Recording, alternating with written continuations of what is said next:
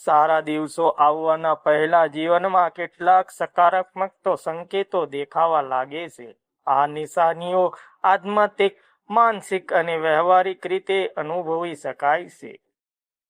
પહેલું, મનમાં શાંતિ અનુભવાય. જ્યારે અચાનક મન હળવું લાગે, ચિંતા ઓછી થાય અને અંદરથી વિશ્વાસ જન્મે કે હવે બધું સારું થશે, તે સારા દિવસોની શરૂઆતોની નિશાની હોઈ શકે છે.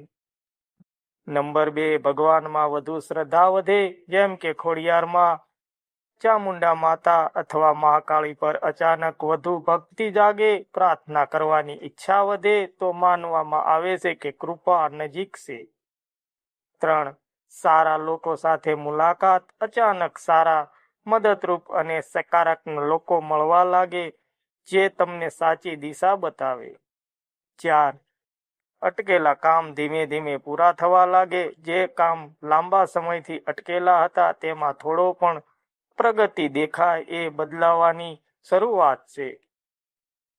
નંબર 5, નકારાત્મક વિચારો ઓછા થાય. પહેલા જે બાબતોમાં ડર લાગતો હતો તેમાં હિંમત આવવા લાગે અને મન મજબૂત બનવા લાગે.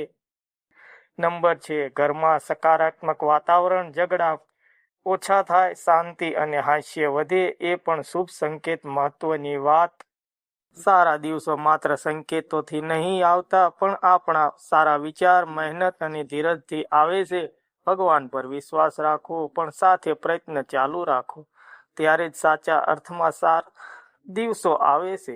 જો તમને હાલમાં કોઈ ખાસ મુશ્કેલી છે તો હું તમને હિંમત અને માર્ગદર્શન જરૂર આપું છું.